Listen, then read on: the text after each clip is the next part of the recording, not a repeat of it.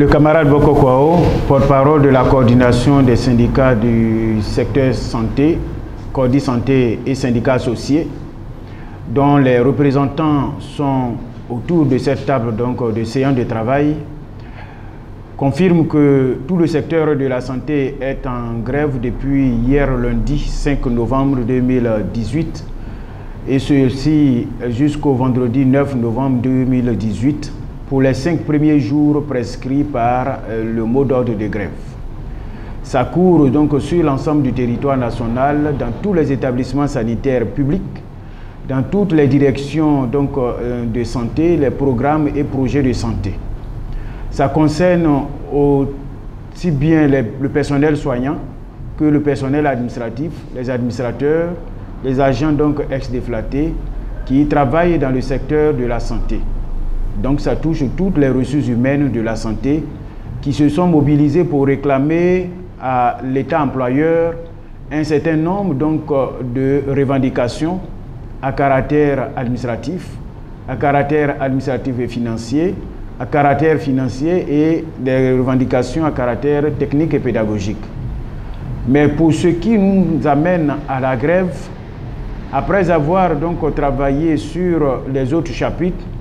nous avons constaté que le chapitre des revendications à caractère financier n'avait pas du tout été abordé et n'avait connu aucun résultat, aucun acquis et aucune satisfaction. Cela porte sur l'octroi de 150 et 100 points d'indice à tout le personnel de santé, l'octroi d'indemnités de logement à tout le personnel de santé, ce qui corrigerait une injustice faite à ce secteur dans lequel il n'y a que les cadres supérieurs de la santé seuls qui bénéficient de l'indemnité contributive au logement et que tout le reste, personnel administratif, infirmiers, sages-femmes, techniciens, ingénieurs de santé, aides-soignantes, agents d'hygiène, personne ne bénéficie d'indemnité de logement, ce qui est contraire à d'autres secteurs et administrations dans lesquels quand un emploi est doté, tout le reste bénéficie de cette prime, de cette indemnité. Nous réclamons aussi l'indemnité de suggestion. Et ça paraît paradoxal que le secteur de santé qui est assujetti à tant de contraintes et de dispositions spécifiques telles que contenues dans le statut général de la fonction publique ne bénéficie pas d'indemnité de suggestion. Nous réclamons que pour l'ensemble des personnels qui travaillent à la santé, tous assujettis autant que nous sommes, nous avons besoin de cette indemnité de suggestion. Nous réclamons l'indemnité de risque sanitaire, car personne ne peut l'ignorer que la santé est le dépotoir des microbes. Quand quelqu'un vient à l'hôpital et qu'il est guéri, c'est parce qu'il a déposé ces microbes-là et il sort guéri. Et ces microbes sont traités par le personnel soignant et aussi le personnel administratif subit les assauts de ces microbes. Pour cela, nous demandons une indemnité de risque conséquente par rapport au risque effectif que nous prenons autour des malades. Nous avons demandé aussi une indemnité de responsabilité pour les fonctions de directeur des hôpitaux généraux, des CHR, au niveau du secteur de la santé. C'est aussi un paradoxe que ces directeurs, depuis toujours, ne bénéficient d'aucune indemnité de responsabilité ou indemnité de fonction. Pour toutes ces indemnités, nous demandons qu'un décret soit pris pour les consolider et permettre au personnel de les percevoir sur leur bulletin. Les valeurs ont été étudiées et on s'est accordé avec notre tutelle, le ministère de la Santé, et nous attendions qu'un décret soit fait. Ça fait partie des objectifs à atteindre dans le cadre de cette grève. À côté de ce régime indemnitaire nouveau, nous attendons de l'autorité l'institution d'une prime d'incitation véritable pour le secteur santé. Car la prime d'intéressement telle que octroyée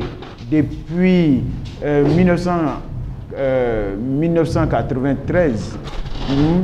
et qui est une prime annuelle dérisoire, très dérisoire, nous souhaitons que cette prime soit recalibrée pour donc être une prime d'incitation véritable. Et cette prime d'incitation qui sera une prime mensuelle mais payable donc par trimestre, afin que ça permette donc à l'État employeur de souffler entre donc les trimestres, donc de payer cette prime par trimestre comme cela existe donc par ailleurs, de sorte à permettre au personnel de santé à être effectivement motivé, individuellement et collectivement, motivé donc au travail, motivé à la production, motivé au bon accueil et à la prestation donc de qualité pour les besoins de santé de la population. Nous demandons cette donc prime d'incitation au travail pour l'ensemble donc des personnels exerçant dans le ministère de la Santé. Ça aussi, ça doit donc être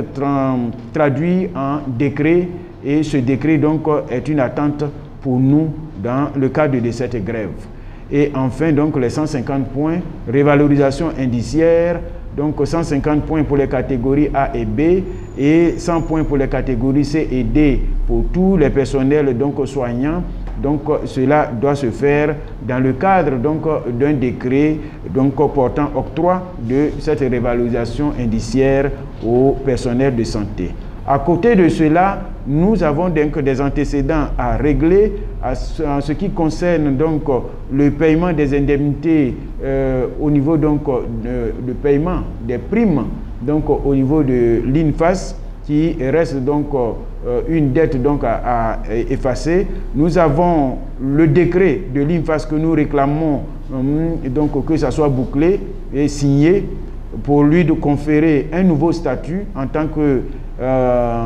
grande école donc d'enseignement professionnel donc qui donc applique le système LMD, avec aussi donc clarification du statut des enseignants dans un deuxième décret. Nous avons demandé enfin, et nous attendons ça aussi, ça fait partie donc de notre réclamation, la loi portant l'ordre national des infirmiers et infirmières de Côte d'Ivoire, un document qui est presque bouclé et sur la table donc du ministère de la Santé depuis 2013,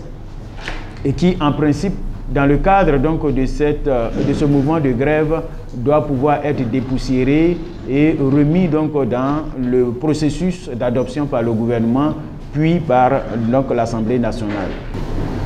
Notre mot d'ordre de grève fait mention de ce que cette grève donc est lancée avec observation du service minimum dans les CHU, dans les CHR, dans les hôpitaux généraux, dans les instituts comme donc cardiologie, comme l'institut donc Raoul Folero, comme le SAMU, le service minimum est assuré. Le point de la situation agi donc du mot d'ordre de grève est un point satisfaisant en termes d'observation du mot d'ordre par les camarades sur le terrain, partout dans tous les établissements sanitaires publics, partout dans tous les districts donc sanitaires, dans les CHU et les instituts, le mot d'ordre de grève est observé donc largement.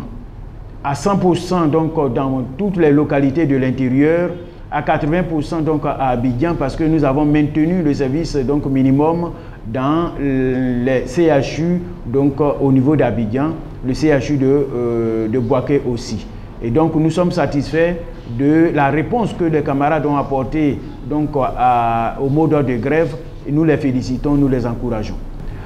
En termes de négociation, nous sommes à une seule rencontre et nous félicitons donc le gouvernement de ce que la réaction a été prompte dès l'entame donc de ce mouvement de grève, Nous avons eu une première rencontre hier lundi après-midi de 16h à 18h avec Monsieur le ministre de la fonction publique, en présence donc du directeur de cabinet adjoint de la primature, du directeur de cabinet donc du ministère de la Santé, notre tutelle, pour donc discuter de solutions de sortie de crise. Il se trouve que de solutions, donc le ministre nous a fait part de mesures ou encore donc de messages du Premier ministre. Ce message donc est contenu dans le rapport donc ou compte rendu de cette réunion. Nous ne donnons pas le détail donc de ce compte rendu que nous sommes à... Nous n'allons pas donner le détail concret donc de ce compte rendu dont nous venons d'avoir copie et que nous allons examiner à cette séance de travail qui va nous permettre donc de prendre la conduite à tenir qui convienne et informer nos camarades par toutes les voies syndicales qui ont été préconisées dans le cadre donc de cette grève.